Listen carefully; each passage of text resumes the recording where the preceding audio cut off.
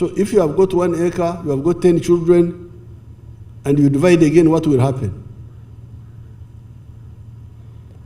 Now, some of us who have been like John the Baptist, making noise. From the 1960s, we have been making noise. You people, be careful. Now, by the time we came back from fighting, 1986, I could see that the situation was getting out of hand. That's why, therefore, after the short period of stabilization, I started the campaign in the cattle corridor, Nyabsho's area, about wealth creation. I started with those people there. And for them, I was telling them, you people, you are busy with the indigenous cows, which are not, those indigenous cows are very precious if they are properly selected. But at that time, they were not selected properly. They were mixed. Many of them would give little milk. They were high milkers, but they had not been identified. We have identified them now. I have got Ankole cows which milk as much as the European cows and even better. But at that time, they were not yet sorted out. So that's how I made the Chibaro Chura in Luo.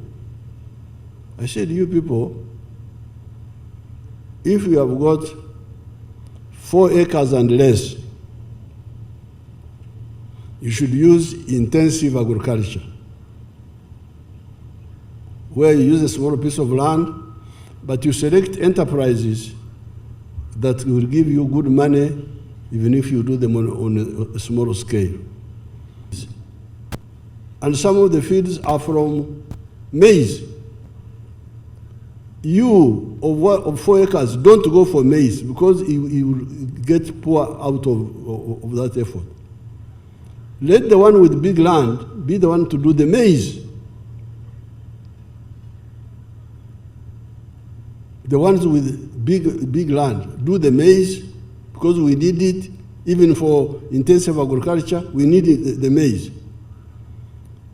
We need the cotton. The shirt I'm putting on is cotton from Uganda, from cotton to garment. We need tobacco, the smokers need tobacco.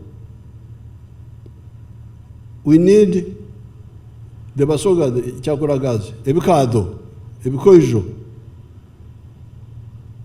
sugar cane. Are we going to import sugar? No, we need sugar. Some people produce sugar cane. We needed the indigenous cows that time before we had sorted them out. We needed them for beef, for leather, and so on. But those should be done by people with big land. And we call that extensive agriculture. Now, when I went to Ajumani, Moses Ali's people told me that from 1 acre of cotton, you get 1 million a year. Now, if you have got only 2 acres, or 1 acre like Chakuraga, or like the Bachiga in the Vitereko now, how will you get out of poverty? If you grow cotton and you get 1 million shillings a year, including costs, how will you get out of poverty? It's blindness. You can see people blind during the day. This is what I really find difficult to accept. But we need cotton, and cotton is profitable, but you need to do it on a big scale. 1 million per acre. 10 acres, 10 million. 100 acres, 100 million. 1,000 acres, 1 billion.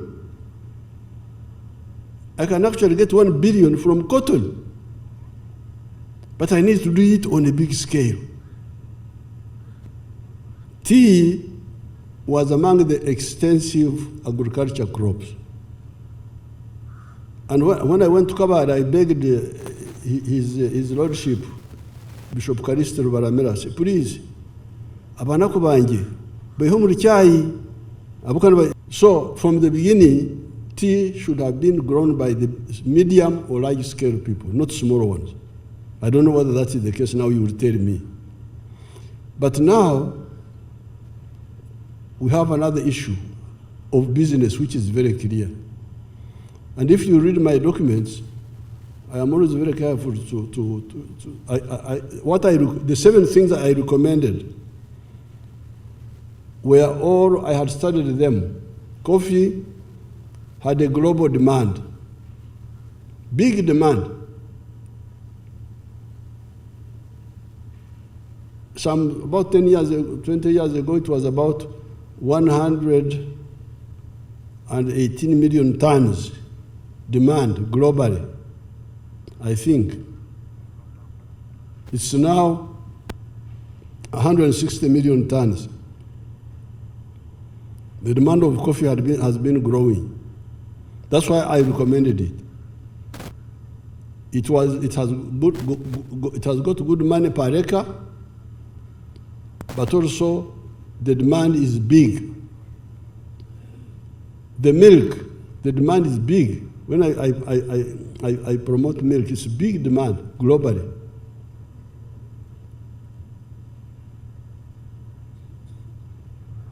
Fruits, the global demand is big. Internal demand is there. There's regional demand, but there's also international demand. Fish, the same. All these products among my 7, they are all in big demand internally, regionally, and internationally. So the risks of Okuduba, that things have no market, or the price collapses completely, are much fewer. But of course, business is about the demand and supply. If supply exceeds the demand, price will go down. But in some crops, it's worse than in others. So therefore, what happened to tea is that, first of all, global demand for tea, I have it here.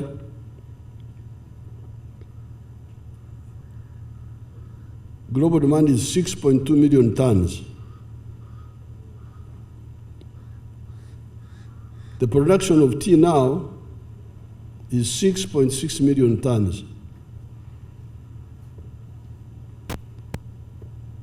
So the production is bigger now than demand.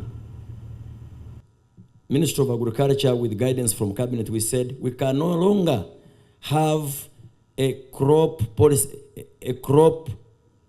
specific. We will now have a strategy for agriculture, a strategy for animal husbandry, and a strategy for fisheries. And consequently, we passed in Cabinet what we call the agricultural value chain development strategy. So in that strategy, each crop, each enterprise, we describe how to pursue it through, from research to seed, to planting, to harvesting, and post-harvest. So, Your Excellency, what we are doing now, that we have drafted tea management guidelines and regulations, which are before the Attorney General. When they are out, we will bring them to Cabinet. Those regulations will empower our extension staff, because, Your Excellency, when we remove the agencies like UCD and others, we agreed that we empower one regulatory system through the extension system. So we shall empower the district production coordinators and their sub-county staff. Let me speak in the interest of tea outgrowing. Your Excellency, through government intervention of free tea seedling supply, Uganda's tea industry is dominated by tea outgrowers as opposed to processing factories owning nucleus estates. As a result, more than 70% of Uganda's tea acreage, people grow tea and supply it to factories which they do not own. So when I talk of value addition, twine ndijo miringo eyamajani, kandi on an important note, are the most expensive. For example, twine green teas, twine white teas, twine black teas, twine yellow teas, kandi zona ezikurgo majani gitu aga kaneria sinesi sagut kuhinga Uganda. Abahinja baryaha bukora na nature mwachumanyire kandi mze inchiruza nshoborre tinkugamba nk'ekigambo, we have already done it practically. Eke emwe no shoroma mu kilograms 5 za white tea. Kire emwe ya white tea negura shilingi 240. Ni ngamba ekinakozireho nyinawo kumpera obujuruzi amajana go twagagurize.